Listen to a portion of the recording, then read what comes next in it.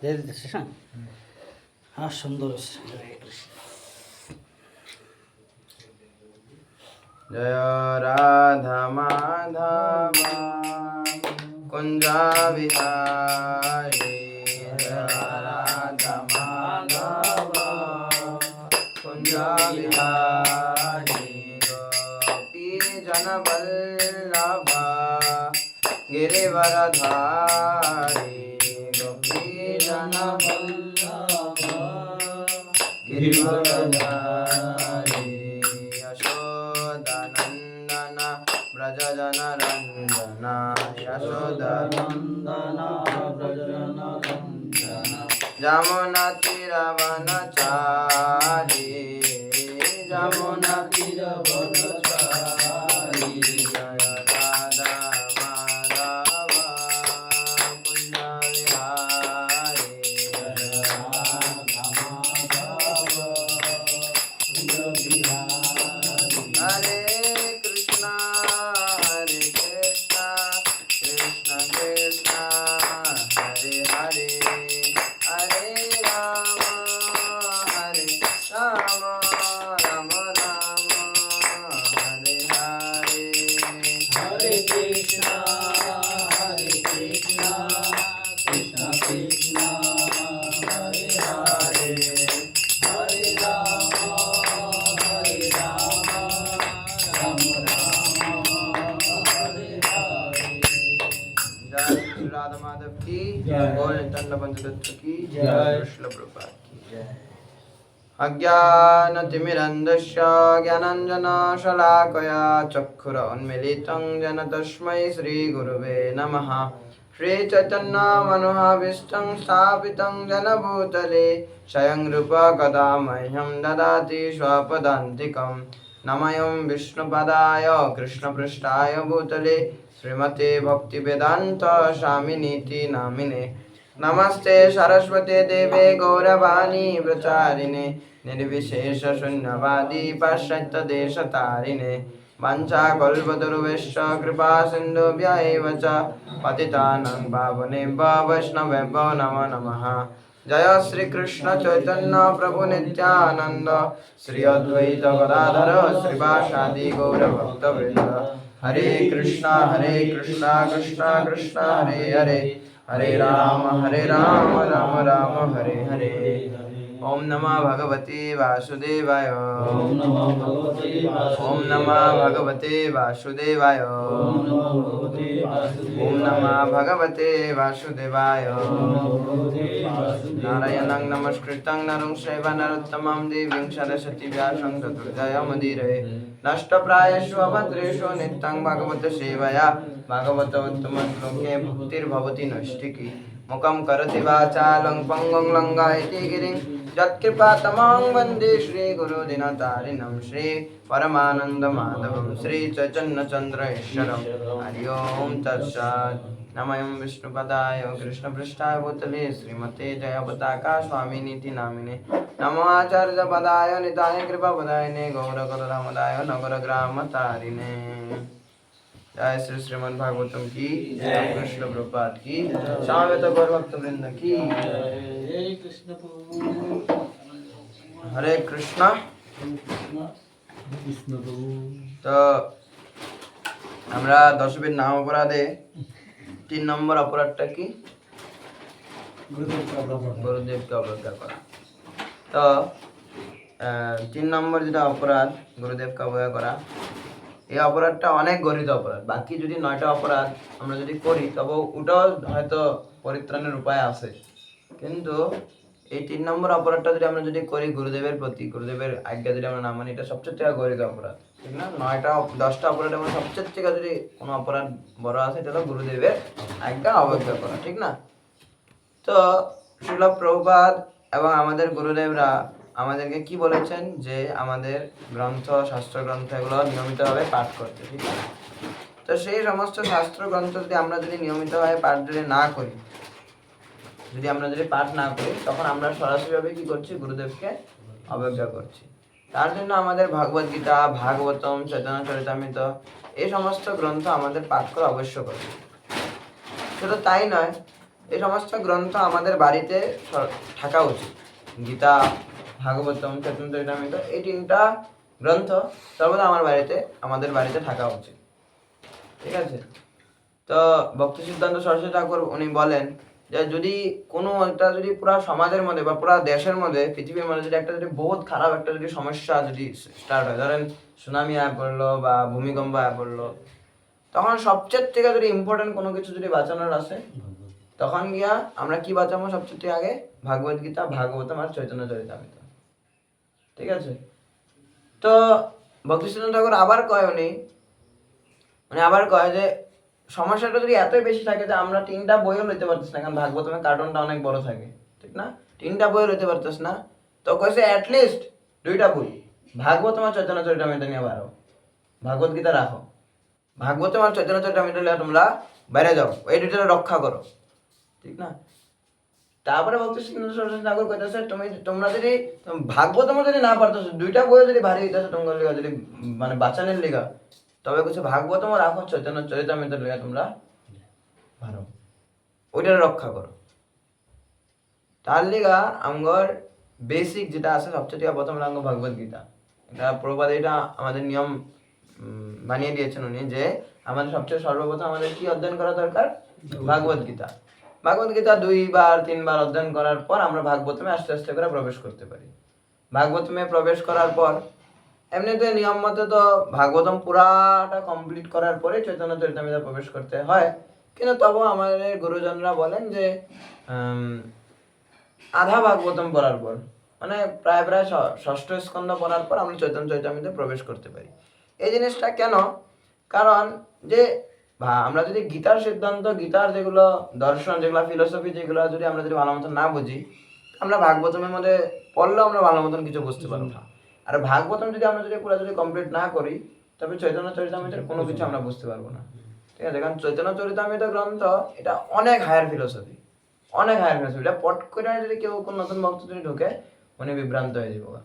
আর চৈতন্য চরিতামৃত আমরা দেখি, চৈতন্য চরিতামৃত এরকম একটা গ্রন্থ, এরকম একটা শাস্ত্র গ্রন্থ যেটা আমাদের সমস্ত শাস্ত্রের থেকে উদ্ধৃতি দেওয়া আছে। কৃষ্ণদাস কবিরাজ গোস্বামী প্রথম আদি লীলার প্রথম চ্যাপ্টার থেকে উনি ভাগবতমের শ্লোকান্য ঢোকাইতেছে, ভাগবত গীতার শ্লোকান্য ঢোকাইতেছে, ঠিক না? আরো অন্যান্য শাস্ত্র গ্রন্থের জীব গোস্বামী, রূপ গোস্বামী শ্লোকান্য কৃষ্ণদাস কবিরাজ গোস্বামী চৈতন্য চরিতামৃত অ্যাড করছে। তার জন্য চৈতন্য চরিতামৃত আরো শ্রেষ্ঠ গ্রন্থ, কোনো পার্থক্য নাই। কিন্তু যদি আমরা দর্শন দিয়ে যদি দেখতে যাই, যদি ফিলসফি দিয়ে যদি দেখতে যাই, জ্ঞান দিয়ে যদি দেখতে যাই, তো ওগুলোর মধ্যে হায়ার। তার লেগে আমাদের সব গৃহস্থদের বাড়িতেই আমাদের ভাগবতম সেট, ভাগবত গীতা আর চৈতন্য চরিতামৃত থাকা অবশ্য কর্তব্য। কারণ আমরা যখন বাইরে যখন যাই, তখন আমরা প্রচার করি, প্রচারের মধ্যে আমরা কই যে ভাগবত গীতা আপনারা ঘরে রাখেন, আর ভাগবতম আপনারা ঘরে রাখেন, বা চৈতন্য চরিতামৃত আপনারা ঘরে রাখেন। এখন তা যদি আমাদের বাড়িতে যদি না থাকে, আমাদের ভক্তদের বাড়িতে যদি অ্যাভেলেবেল না থাকে, তবে কিভাবে হবে? তার জন্য আমাদের ভক্তদের বাড়িতে এই জিনিসগুলো অবশ্যই রাখা কর্তব্য। পড়তে পারি বলে না পারি, পড়ার সময় হোক বলে না হোক, ভাগবতম ঘরে প্রবেশ করা মাত্রই ওই ঘরটা এখন মন্দিরে পর্যবেসিত, ওই ঘরটা এখন তীর্থস্থানে পর্যবেসিত হয়ে যাবে। ঠিক আছে? তার জন্য ভাগবতম, চৈতন্য চরিতামৃত, ভাগবত গীতা এগুলো আমাদের বাড়িতে রাখা কর্তব্য এবং নিয়মিতভাবে অধ্যয়ন করা কর্তব্য। বোঝা গেল? ঠিক আছে, তো আজকে সেই শ্রীমদ্ ভাগবতম থেকে আজকে আমরা একটা শ্লোক পাঠ করব। কত নম্বর শ্লোক? শ্লোক নম্বর 8 না? স্কন্ধ নম্বর 1, অধ্যায় 18, শ্লোক নম্বর 8। সবাই আমার পরে পরে বলবেন। কিম নো বালেষু সুরেন কলিনা ধীরভীরুনা অপ্রমত্ত প্রমত্তেষু যো বৃকো নৃষু বর্ততে। কিম নো বালেশ সুরেন কলিনা ধীরভীরুনা অপ্রমত্ত প্রমত্তেষু যো বৃকো নৃষু বর্ততে। কিম নো বালেষু সুরেন কলিনা ধীরভীরুনা অপ্রমত্তঃ প্রমত্তেষু যো বৃকো নৃষু বর্ততে।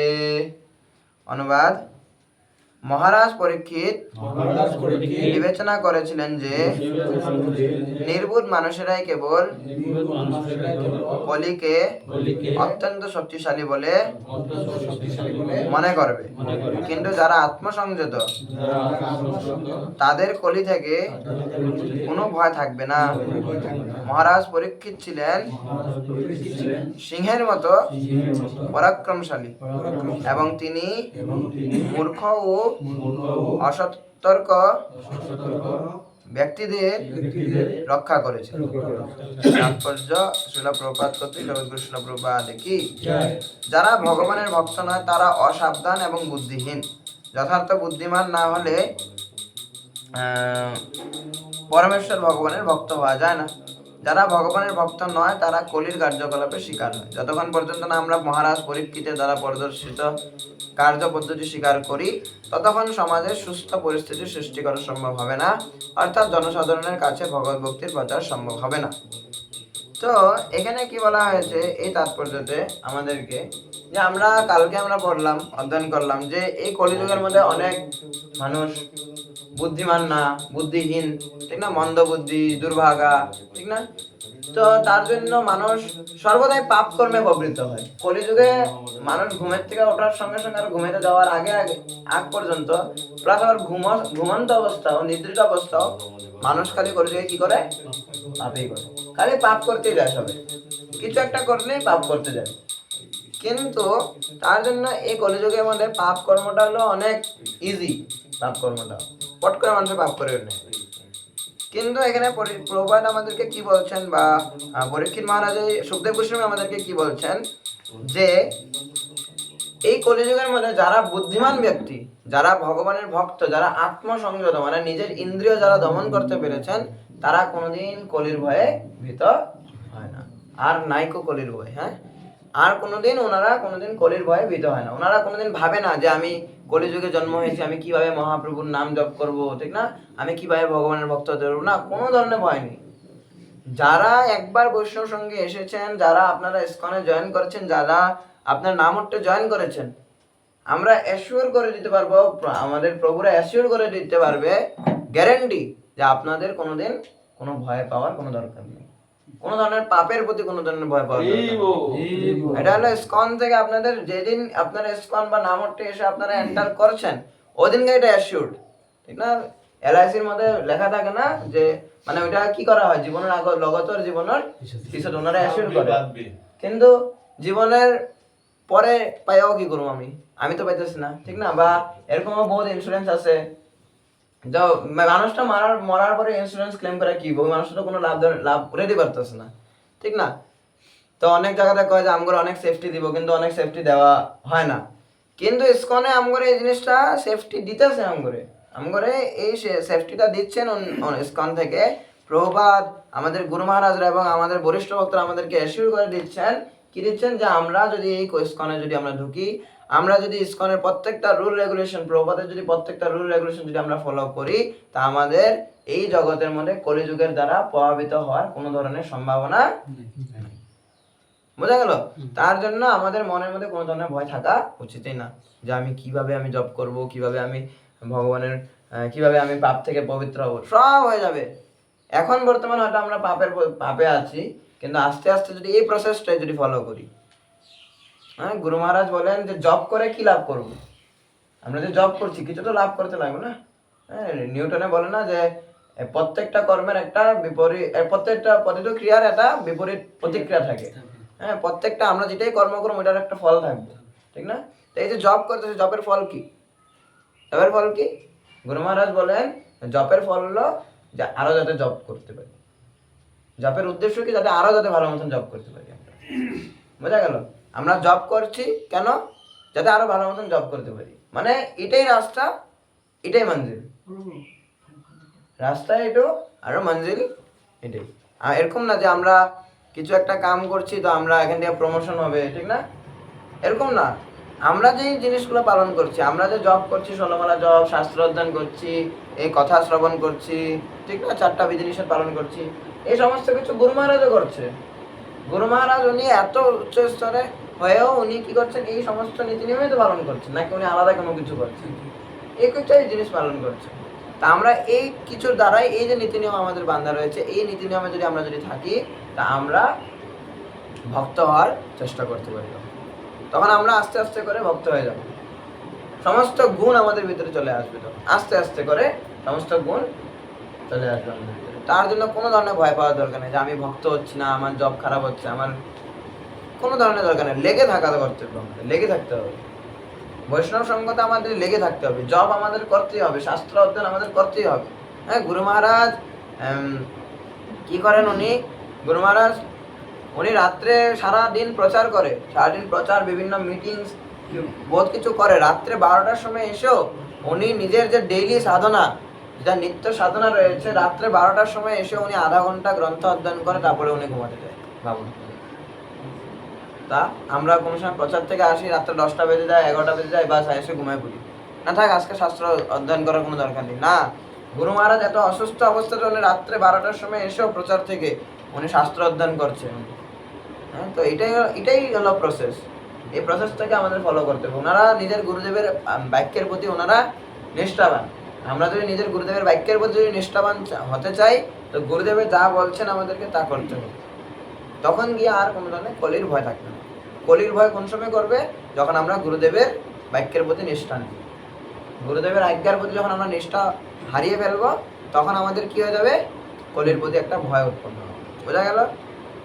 নেক্সট শ্লোক কি বলছেন আপনারা বলবেন। উপবর্ণিত মেতদ্বা পুণ্যং পরীক্ষিতম ময়া বাসুদেব কথাপতে উপেতম আখ্যানম যৎ অপৃচ্ছত। অনুবাদ: হে ঋষিবৃন্দ, আপনারা আমাকে যে প্রশ্ন করেছিলেন সেই অনুসারে আমি আপনাদের মহারাজ পরীক্ষিতের পবিত্র ইতিহাসের প্রসঙ্গে ভগবান শ্রীকৃষ্ণের কথা বর্ণনা করেছি। তাৎপর্য: শ্রীমদ্ ভাগবত হচ্ছে পরমেশ্বর ভগবানের কার্যকলাপের ইতিহাস। ভগবানের কার্যকলাপ তার ভক্তদের নিয়ে সম্পন্ন হয়, তাই ভক্তের ইতিহাস এবং ভগবান শ্রীকৃষ্ণের কার্যকলাপের ইতিহাস ভিন্ন নয়। ভগবত ভক্ত মনে করেন যে ভগবানের কার্যকলাপ এবং তার শুদ্ধ ভক্তের কার্যকলাপ সমপর্যায়ভুক্ত, কেননা তা অপ্রাকৃত। তাই এখানে সুত গোস্বামী এখন নৈমিষারণ্যের ভাগবতম স্টার্ট কিভাবে হয়েছিল? সুত গোস্বামী শনিগাদি ঋষিকে উনি বলছিলেন ভাগবতম, ঠিক না? তো এখানে এখন সুত গোস্বামী শনকাদি ঋষিকে বলছেন যে আপনারা আমাকে যে প্রশ্ন করেছেন যে পরীক্ষিত মহারাজের পবিত্র ইতিহাস, এটা আমি এখন বর্ণনা করব। তো তারপরের শ্লোক থেকে আমরা কি ভাবো যে পরীক্ষিত মহারাজ কি কি আলোচনা করেন। মানে ভাগবতমের স্টার্ট এখন হয়েছে। দেখেন, প্রথম স্কন্ধ অলমোস্ট শেষ, কিন্তু ভাগবতমে প্রবেশ করে আছে, কিন্তু অ্যাকচুয়াল যেটা সুখদেব গোস্বামী পরীক্ষিত মহারাজের কথোপকথন আমরা এখন প্রবেশই করিনি। যেটা মেইন, যেটা ভাগবতম হয়েছিল, ওইটা ভাগবতমে আমরা প্রবেশ করব। এই যে এখন বলা হয়েছে যে পরীক্ষিত মহারাজের পবিত্র ইতিহাসের কথা। এটা গ্রন্থের আগে যে ভূমিকা থাকে, হ্যাঁ, একটা যদি আমরা বই স্টার্ট করি, বইয়ের আগে কি থাকে? যে প্রস্তাবনা, ভূমিকা। এই প্রস্তাবনার ভূমিকা নিয়ে হচ্ছে এই যে প্রথমের এই দিকগুলা, ঠিক না? এটা না যে আমরা এগুলো পড়বো না, এই সমস্ত কিছুই পড়তে হবে। ওগুলো না পড়লে আমরা এখানে পর্যন্ত কোনে আসতে পারবো না। তো কিন্তু এখন গিয়ে সুখদেব গোস্বামী এবং পরীক্ষিত মহারাজের মধ্যে যে ভাগবত আলোচনা হয়েছিল, তার থেকে আমরা কালকের থেকে আমরা স্টার্ট করতে পারবো। বোঝা গেল? কালকের থেকে আমরা ভাগবত ডাইরেক্টলি ভাগবতম আমরা প্রবেশ করবো। বোঝা গেল? এতদিন আমরা গ্রন্থের প্রস্তাবনা, গ্রন্থের ইন্ট্রোডাকশন, এগুলো সমস্ত কিছু বললাম। এই এতক্ষণে খালি গ্রন্থের ইন্ট্রোডাকশন। বোঝা গেল? কালকের থেকে যে পরীক্ষিত মহারাজের পবিত্র ইতিহাস, ঠিক আছে? সুখদেব গোস্বামীর সঙ্গে উনি কিভাবে দেখা করেন, কিভাবে উনি সাক্ষাৎ করেন, কিভাবে উনি বসেন, ঠিক না? এগুলো সমস্ত কিছু আমরা এখন থেকে আস্তে আস্তে করে কাহানি স্টার্ট হবে।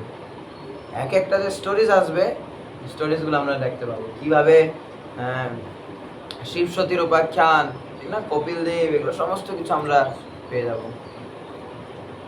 ঠিক আছে? তো আপনারা আমাদের সঙ্গে জড়িত থাকবেন। তো শ্রীমদ্ ভাগবতম আজকে আমরা এখানেই রাখি। জয় শ্রী শ্রীমদ্ ভাগবতম কি, জগৎ কৃষ্ণ প্রভুপাদ কি। কারো কোনো প্রশ্ন? তো লাস্টে তাৎপর্য এটাই বলা হয়েছে যে ভগবানের কার্যকলাপ কোনোদিন ভক্তকে ছাড়া হয় না। ভগবানের আমরা আজ পর্যন্ত ছোটবেলার থেকে আপনারা যতই লীলা শুনেছেন, ভগবানের লীলা শুনেছেন, তো মানে ভগবানের লীলার মধ্যে ওখানে ভক্ত থাকে। আপনারা রামলীলায় নিয়ে নেন, রামায়ণের মধ্যে ভক্ত রয়েছে, কৃষ্ণর লীলা মধ্যে ভক্ত রয়েছে, নৃসিংহদেব এসেছেন ভক্তের জন্য এসেছেন, ঠিক না? কুর্মদেব এসেছেন ভক্তের জন্য এসেছেন, মোহিনী অবতারে এসেছেন ভক্তদের জন্য এসেছেন। কোনো জায়গাতে ভগবানের একলা লীলা আপনারা শ্রবণ করবেন না। ভগবানের একলা লীলা করেনি না উনি, ভগবান সর্বদা ভক্তদের জন্যই আসেন, ভক্তদের সঙ্গে উনি লীলা করেন। কোনো কোনো সময় যদি অসুর মারার জন্য যদি আসেন, ওই অসুরগুলো তো ভগবানেরই ভক্ত, ঠিক না? এমনি কি আমাদেরকে মারার জন্য কোনদিন ভগবান আসবে না? কারণ আমরা ভগবানের ভক্ত হতে পারিনি, আমরা ভগবানের পার্শ্বদ না, মানে আমি ভগবানের পার্শ্বদ না, তার জন্য আমি যাতে পাপ কর্ম করি ভগবান আমাকে কোনদিন মারতে আসবে না। কিন্তু হিরণ্যকশিপু, রাবণ, কংস ওনাদেরকে মারতে কেন এসেছিলেন? কারণ ওনারা ভগবানের নিত্য পার্শ্বদ ছিলেন, তার জন্য ভগবান ওনাদের কাছে এসেছেন। জগা এবং মানাই ভগবানের নিত্য পার্শ্বদ ছিলেন, বোঝা গেল? আমরা তো পাপ কর্ম করি, ভগবান আমাদের কাছে আসে না, আমাদের কাছে গুরুদেব আসেন, গুরুদেব আমাদেরকে উদ্ধার করে নিয়ে যান, বোঝা গেল? ঠিক আছে, শ্রীমদ্ ভাগবতম এখানে আমরা রাখি। জয় শ্রী শ্রীমদ্ ভাগবতম কি। তো আজকে আমরা বৈষ্ণব সদাচারের গ্রন্থে আমরা শ্রী জগন্নাথ ভক্তিচার্য স্বামী মহারাজের দ্বারা লিপিবদ্ধ এখানে বৈষ্ণবের প্রতি আচরণ নামক টপিকটা আমরা আজকে স্টার্ট করব। কালকে পর্যন্ত আমরা বৈষ্ণব অপরাধ করলাম, বৈষ্ণব অপরাধ, বৈষ্ণব নিন্দা কিভাবে হয়, এগুলো আমরা সমস্ত কিছু পড়লাম। আজকে আমরা পড়বো যে বৈষ্ণবের প্রতি আচরণ কিভাবে করতে হবে, বোঝা গেল? কারণ আমাদের বৈষ্ণবদের প্রতি, নামহট্টের সমস্ত ভক্তদের প্রতি, মন্দিরের সমস্ত ভক্তদের প্রতি আমাদের আচরণটা হলো সবচেয়ে দিয়ে করতে হবে। কারণ আমাদের যদি আচরণ যদি ঠিক না থাকে তা আমাদের বৈষ্ণব অপরাধ হবে। আমাদের যদি আচরণ ঠিক না থাকে আমাদের কি হবে? বৈষ্ণব অপরাধ হয়ে যাবে। আমরা যদি যে কোনো ভক্তকে যদি আমরা হুটহাট করে যদি কথা বলি, ক্রোধে যদি কথা বলি, ধামালির মধ্যে যদি বেশি কিছু একটা যদি বলে দিই, ঠিক না, তখন আমাদের কি হবে? অপরাধ। তার জন্য বৈষ্ণবের প্রতি আচরণটা আমাদের সর্বদা এটা মানে মাইন্ড করতে লাগে। তার জন্য এটা আমরা আজকে পড়বো। শ্রী হরিভক্তি বিলাস থেকে তেজদ্রবীনা পঞ্চরাত্রে বলা হয়েছে, হরিভক্তি বিলাস গ্রন্থ থেকে বলা হয়েছে যে বৈষ্ণবং দৃষ্টা দণ্ডবৎ প্রণমেদ ভুরি উভয়রন্তরা বিষ্ণু শঙ্খ চক্র গদাধর। বৈষ্ণব দর্শন মাত্র ভূতলে দণ্ডবৎ নমস্কার করা বৈষ্ণবের কর্তব্য, কেননা শঙ্খ চক্র গদা পদ্মবান হরি দুইজনেরই অন্তঃস্থিত রহিয়াছেন। এখানে কি বলা হয়েছে যে বৈষ্ণব দর্শন মাত্রে ভূমিতে নিবেদিত হয়ে দণ্ডবৎ প্রণাম। বৈষ্ণব দর্শন মাত্র, যে এরকম না যে বৈষ্ণব এসেছে ঠিক আছে পরে গিয়ে দণ্ডবৎ প্রণাম করে নেব, ঠিক না? যে আমাদের যখন পন্ডারী আকশব প্রাণেশ্বর ওনারা যখন আসেন, বা আমরা যখন সিনিয়র ভক্তরা, বা আমরা যখন মায়াপুরে যখন যাই, তখন এত যে সন্ন্যাসী মহারাজরা আমরা যে দর্শন করি, দর্শন করা মাত্রই দেখবেন ভক্তরা ওখানে কি করছে? দণ্ডবৎ প্রণাম করছে। কেন? এটা হলো বৈষ্ণবের প্রতি আচরণ। আমরা যদি ওখানে দণ্ডবৎ প্রণাম না করি তো আমাদের কি হবে? অপরাধ হবে। বৈষ্ণব দর্শন মাত্রে আমাদের হরে কৃষ্ণ যে যারা নামটে রয়েছেন ওনাদের প্রতি প্রণামই করতে হয়। দেখুন আমরা বাঞ্ছা কল্পতরু এটা আমরা যেভাবে করি, ঠিক না? যে কোনো আমরা যখন বৈষ্ণব সেবাতে যখন যাই, কোনো যখন প্রোগ্রামে যাই, নামটে যখন যাই, প্রথম গিয়ে ভগবানকে প্রণাম করার আগে, গুরুদেবকে প্রণাম করার আগে আমাদের কাকে প্রণাম করা উচিত? বৈষ্ণবদেরকে প্রণাম করা উচিত। যে সময় দেখবেন যে ওখানে সমস্ত বৈষ্ণবরা বসে আছেন, আমরা আমাদের কর্তব্যকে প্রথম গিয়ে বৈষ্ণবদের প্রণাম নিবেদন করা, ঠিক আছে? বৈষ্ণবরা প্রণাম নিবেদন আপনাকে করবো না, কিন্তু বৈষ্ণবরা লাগলে কীর্তন করছে, পাঠ করছে, ঠিক আছে, কিন্তু আমি গিয়ে আগে প্রথমে বৈষ্ণবকে প্রণাম নিবেদন করবো, তারপর গুরুদেব, তারপর ভগবান। বৈষ্ণব তো কৃষ্ণ কিশোর প্রভু বলেন গুরুদেব হচ্ছে কি? ফুলের মালা। গুরুদেব কি? ভগবানের গলাতে দেওয়া ফুলের মালা, এবং বৈষ্ণব হচ্ছে ওই মালার সুতা। বৈষ্ণব হচ্ছে কি? ওই মালার সুতা। ফুলগুলো এক লগে কিভাবে থাকবে? সুতার দ্বারা থাকবে। সুতা যদি না থাকে তখন ফুলের মালা থাকতে পারবে? আমরা যদি বৈষ্ণবের যদি সঙ্গ না পাই তা আমরা কোনোদিন গুরুদেবের কৃপা লাভ করতে পারবো না। গুরুদেবের কৃপা বহুত দূরে আছে। তার জন্য আমাদের বৈষ্ণবের প্রতি আচরণ অনেক কর্তব্য। যে সময় কোনো ধরনের কোনো ভক্ত, কোনো সিনিয়র ভক্ত, বরিষ্ঠ ভক্ত যখন দেখা হবে, তখন গিয়ে আমরা ভূমিতে নিপতিত হয়ে আমরা দণ্ডবৎ প্রণাম করি, বোঝা গেল? যদি সমবয়সী থাকে বা ছোট যদি থাকে, হরে কৃষ্ণ শ্রদ্ধাপূর্ণ চিত্তে, বোঝা গেল? তো এই জিনিসটা আমাদের কর্তব্য। তাছাড়া এরকমও হয় যে আমরা দণ্ডবৎ করি, বৈষ্ণবদেরকে দণ্ডবৎ করি, রাস্তাতে আমরা কোনো সময় বৈষ্ণবদেরকে দর্শন করি, দণ্ডবৎ করি, ধরেন মায়াপুরে, আর উঠে আবার ঝেড়ে উড়ে ফেলি, হ্যাঁ, ধুলা লেগে গেছে, এটাও একটা অপরাধ না? বৈষ্ণবের চরণ রজ আমার শরীরে লেগেছে আর আমি ওটাকে কি করছি? অবহেলা করছি, তো ওটা আমাদের বৈষ্ণব অপরাধ। তো এই জিনিসগুলো আমাদের অনেক মনে রাখা কর্তব্য, ঠিক আছে? আরেকটা পয়েন্ট পড়ি, তারপরে আমরা এখানে রাখবো। বৃহন্নারদীয় পুরাণে বৈষ্ণবঞ্চা গতং ভিক্ষাভিগমালিঙ্গ্য বৈষ্ণবম বৈদিশকং প্রিণয়ে দুর্শয়ন্ত স বৈষ্ণবান তথা চুক্তং শ্রী ব্রহ্মণা তেজুদ্রভি পঞ্চরাত্রে নারায়ণাশ্রয়ং ভক্তাং দেশান্তর সমাগতম প্রিণয়ে দর্শয়ংস্তস্য ভক্তা নারায়ণাশ্রয়ান ইতি ততশ্চ বৈষ্ণব প্রাপ্ত সন্তর্প বচনামৃতে সদ্বন্ধুরিব সংখ্যমান্য ন্যথো দোষ মহান স্মৃত। বিদেশবাসী বৈষ্ণবের আগমন দর্শনে তৎসমীপে গিয়া আলিঙ্গন করিবে এবং নিঃসঙ্গী বৈষ্ণবগণকে তাহাদিগের নামোল্লেখ দ্বারা পরিচয় প্রদান করতে আনন্দিত করাইবে। নিঃসঙ্গী বৈষ্ণবগণকে তাহাদিগের নামোল্লেখ দ্বারা পরিচয় প্রদান করত আনন্দ করাইবে। বিদেশাগত হরি শরণাগত ভক্তকে দেখিবা মাত্র স্বীয় নারায়ণাশ্রয় ভক্তদিগকে দেখাইয়া ভক্তি সহকারে তদীয় সন্তোষ সাধন করিবে। এ হেতু বৈষ্ণবজন আগত হইলে সুধা বচনে সন্তুষ্ট করিয়া সৎ বন্ধুবর সম্মাননা করিবে, নচেত মহাদোষ ঘটে। তো এখানে আমি প্রাচীন বাংলাটা অত একটা বুঝি না, এটা আমি তরুণ প্রভুর থেকে আমি ভালো মতন ক্লিয়ার করে তারপরে আমি বোঝাতে পারবো। তবে আমি এখানে যা যা কিছু বুঝেছি আমি তাই বলি, এটা আমি আজকেই ক্লিয়ার করে আমি কাল